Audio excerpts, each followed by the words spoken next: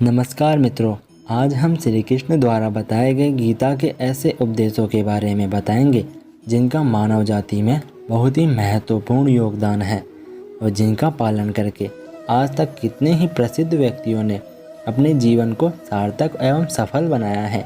गीता उपदेश मानव जाति के लिए सूर्य के समान है जो अज्ञान रूपी अंधकार से मुक्ति दिलाता है। मानव जाति के लिए गीता के उपदेशों की उपयोगिता और सार्थकता सदा बनी रहेगी, जिसे अपनाकर हर व्यक्ति दुख कलेश मुक्त होकर सफल सुखद जीवन जी सकता है। जिसके ज्ञान की जरूरत हर व्यक्ति को पड़ती है। मनुष्य का संघर्ष जितना बाहरी होता है उतना ही आंतरिक भी चलता रहता है। सोच और कर्म का संतुलन ही सफल जीवन का मंत्र है। सही गलत और उचित निर्णय की दुविधा में फंसे हुए व्यक्ति को गीता के इन उपदेशों से मानसिक संबल और धैर्य मिलता है।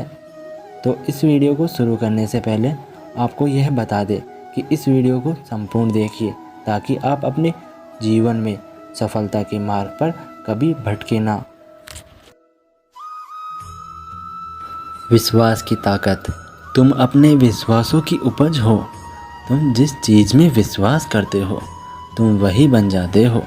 जो स्वयं पर विश्वास करते हुए अपने लक्ष्य की ओर बढ़ते रहते हैं उन्हें सफलता जरूर मिलती है। अगर व्यक्ति अपने लक्ष्य के लिए कर्म में पूरे मन से लग जाता है और उसे कर्म करने से खुशी मिलती है तो सफलता उससे दूर नहीं। मृत्यु से व्यर्थ में भयभीत होना। हर व्यक्ति के मन में मृत्यु का भय होता ही है। इस संसार का जब से निर्माण हुआ है तब से जन्म और मृत्यु का चक्र चलता आ रहा है। यह प्रकृति का नियम है। इस सत्य को स्वीकार करके भयमुक्त होकर आज में जीना चाहिए। किसी को भी आने वाले पल के बारे में कुछ नहीं पता होता, लेकिन इस संशय से भयभीत रहने से जीवन नहीं जिया जा सकता। कर्म सबसे ऊपर आता है। श्री कृष्ण अर्जुन से कहते हैं कि व्यक्ति कर्म करने के लिए ही पैदा हुआ है और बिना कर्म किए कोई रह नहीं सकता। फल की चिंता करना व्यर्थ है क्योंकि इससे मनुष्य का मन काम में भटकने लगता है। किसी कर्म में सफलता नहीं मिलती तो क्या हुआ, असफलता भी ज्ञान के द्वार ही खोलती है। जो कर्म फल से विरक्त होकर कर्म करता रहता है उसका आध्यात्मिक ज्ञान बढ़ता जाता है। सदैव स्वार्थी होना गलत है। जो व्यक्ति हमेशा स्वार्थ प्रेरित होकर फल की चिंता करते हुए कर्म करते हैं और सिर्फ फल ही उन्हें कर्म करने के लिए प्रेरित करता है, ऐसे लोग दुखी और बेचैन रहते हैं क्योंकि उनका दिमाग हमेशा इसी उलझन में फंसा रहता है कि उन्हें क्या फल मिलेगा। स्वार्थी व्यक्ति सुखी नहीं रह पाते और ऐसे व्यक्ति से कोई भी संबंध बनाना नहीं चाहता।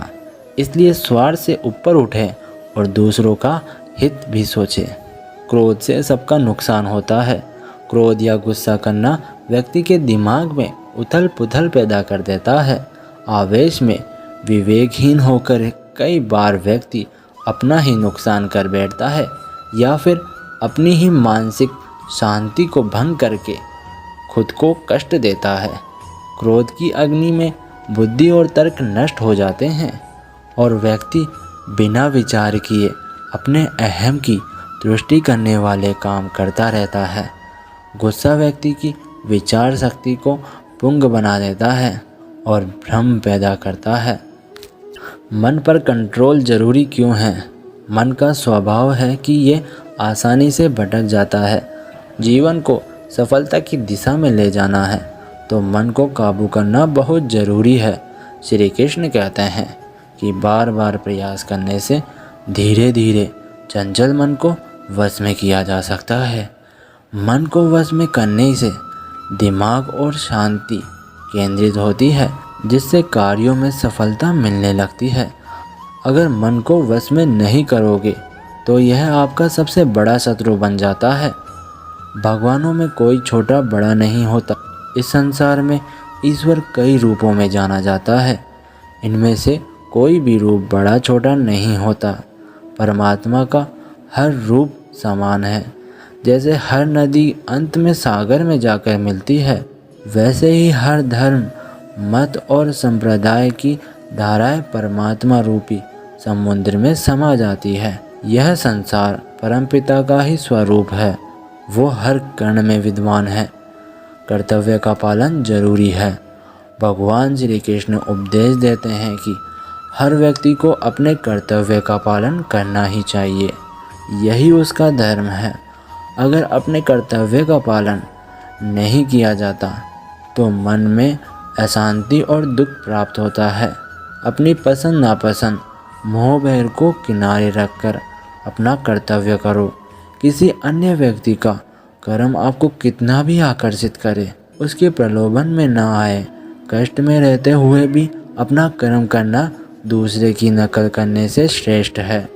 अपने कर्म और कर्तव्य का पालन ही जीवन का सही मार्ग है, क्योंकि कर्म करना अकर्मणीयता से हमेशा बेहतर है।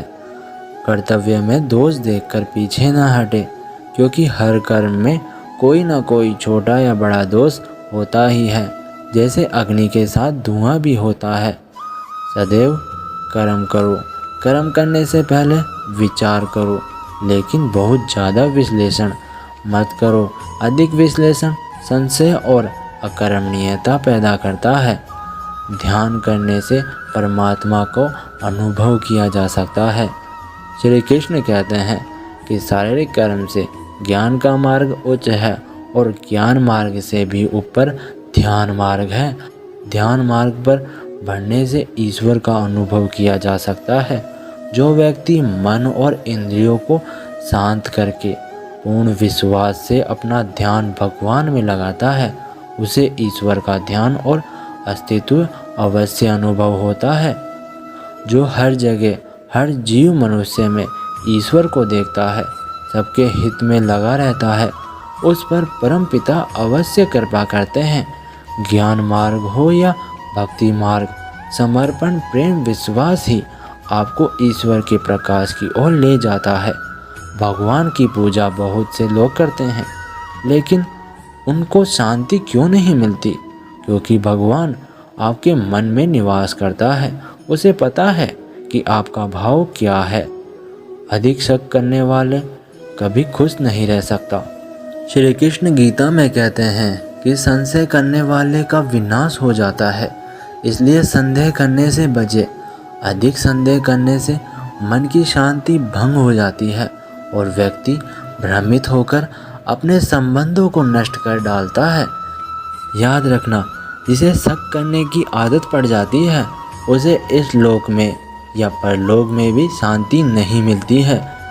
सत्य की खोज ठीक है, लेकिन बिना सच जाने कल्पनावश होकर संदेह करने का अंत दुख, कलेश, पश्चाताप के रूप में होता है। अति करने से सदैव बचे। जीवन में संतुलन बहुत जरूरी है। किसी भी चीज़ की अति करना अच्छा नहीं होता। जैसे सुख आने पर प्रमाद करना और दुख आने पर निराशा में डूबे रहना, दोनों ही गलत है। असंतुलन जीवन की गति और दिशा को बाधित करता है, जिससे अनावश्यक कष्ट और दुखों का जन्म होता है। जिसके मन, विचार और कर्म में संतुलन है, उसे ज्ञान मिल जाता है और ज्ञान से ही सदा के लिए शांति, संतुष्टि मिलती है। सही कर्म से ज्ञान और मुक्ति संभव है। गीता के उपदेशों में कर्म योग का सिद्धांत कहता है कि संसार से विरक्त होना ही मुक्ति का उपाय नहीं है। सही कर्म से ज्ञान और मुक्ति संभव है। गीता के उपदेशों में कर्म योग का सिद्धांत कहता है कि संसार से विरक्त होना ही मुक्ति का उपाय नहीं है। संसार में रहकर एक गृहस्थ अपने कर्मों का पालन करते हुए कर्मफल से विरक्त होकर मुक्ति प्राप्त कर सकता है। सही विचार और उचित कर्म भी आसक्त को खत्म करने में सक्षम है। अच्छे कर्म कभी व्यर्थ नहीं जाते, चाहे ये दुनिया हो या परलोक। श्री कृष्ण कहते हैं कि ज्ञान और कर्म एक ही है। एक अज्ञानी कर्म और ज्ञान को अलग अलग समझाता है। लेकिन एक ज्ञानी जानता है कि दोनों एक ही है। लोग ज्ञान की बात तो करते हैं लेकिन उसका पालन नहीं करते हैं। बिना पालन किए ज्ञान कोरा रह जाता है, ज्ञान का अनुभव नहीं होता। गीता कहती है कि ज्ञान पढ़ने की नहीं बल्कि अनुभव करने की वस्तु है और अनुभव बिना कर्म किए नहीं मिलता। इसलिए ज्ञान और कर्म एक ही है। इच्छा दुखों का मूल है। जैसे इस संसार में जितनी भी चीज़ें सांसारिक सुख की श्रेणी में आती है उनकी शुरुआत और अंत जरूर होता है। इन सांसारिक सुखों का अंत दुख, कष्ट और दुर्गति के रूप में होता है। इच्छाओं का अंत नहीं है, एक पूरी होती है तो दूसरी नई आ जाती है। हर इच्छा से प्रेरित होकर कर्म करना गलत है, क्योंकि ऐसे तो अनुचित कार्य भी होंगे। इच्छाओं से विचलित ना हो, उन्हें एक विरक्त दर्शक बनाकर देखो और वह चली जाएगी। याद रखना, भगवान ही सबसे बड़ा सहारा है। परमपिता ही एकमात्र हमारे आधार है और अपने हैं। इस संसार में कोई भी अकेला नहीं है। ईश्वर में विश्वास रखते हुए जो मनुष्य कर्म पथ पर बढ़ता जाता है वो सदैव शांति, सुख और मुक्ति पाता है। भूत और भविष्य की चिंता करना व्यर्थ है, वर्तमान ही सत्य है। जो भी पूर्ण संपन्न से ईश्वर की शरण में आता है परमात्मा उसका कल्याण अवश्य करता है। तो मित्रों, यह वीडियो आज का यहीं समाप्त होता है। मिलते हैं अगली वीडियो में। यदि यह वीडियो आपको अच्छा लगा है तो ज़्यादा से ज़्यादा लाइक कीजिए एंड चैनल को सब्सक्राइब कीजिए ताकि इस तरह की वीडियो आपको तुरंत मिल सके। राधे राधे।